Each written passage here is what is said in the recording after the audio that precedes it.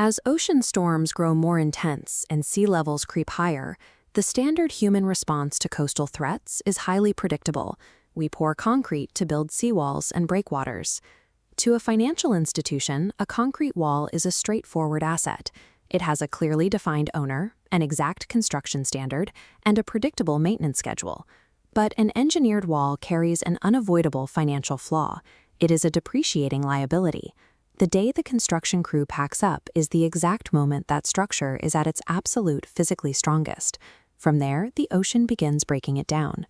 We have designed our global financial procurement systems to fund coastal infrastructure that reliably and consistently weakens over time. Contrast this with an ecological asset like a mangrove forest. Being a living system, it grows stronger and more protective as it matures. This data visualization charts an estimated $65 billion in expected property damage avoided by mangroves every year.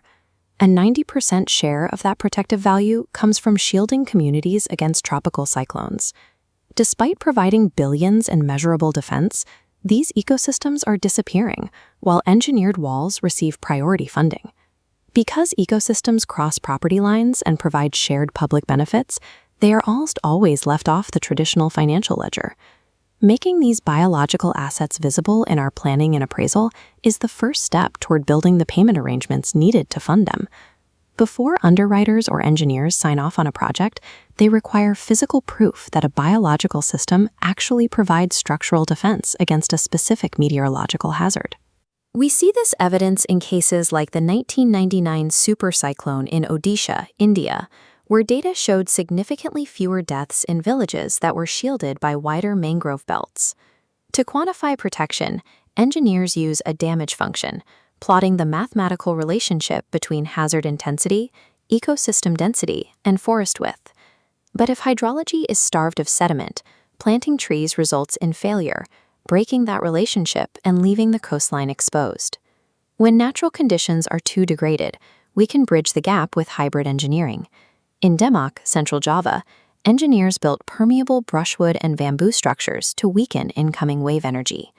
Those structures serve as a temporary scaffold. They create calm waters and capture sediment, allowing the mangrove ecosystem to safely recolonize and mature on its own.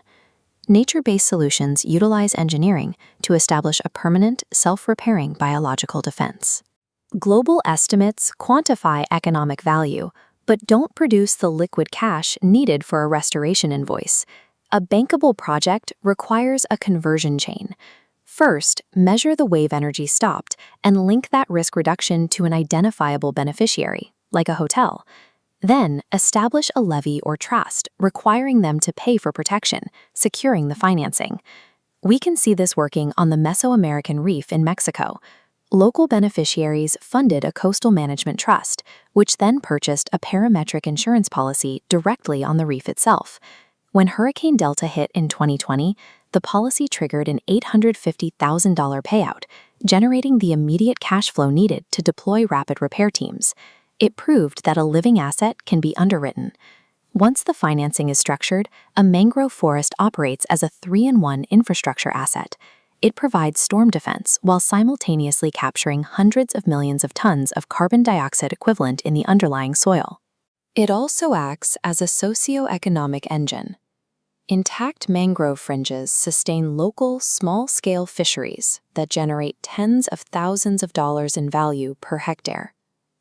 Providing local populations with a tangible financial stake in the ecosystem's survival is the most effective way to ensure the asset remains protected over time.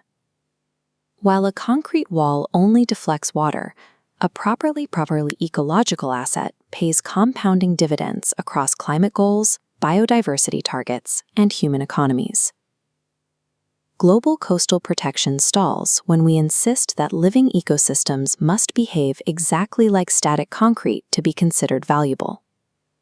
We must stop waiting for nature to fit our old ledgers, and instead build the contracting and accounting frameworks appropriate for a living asset.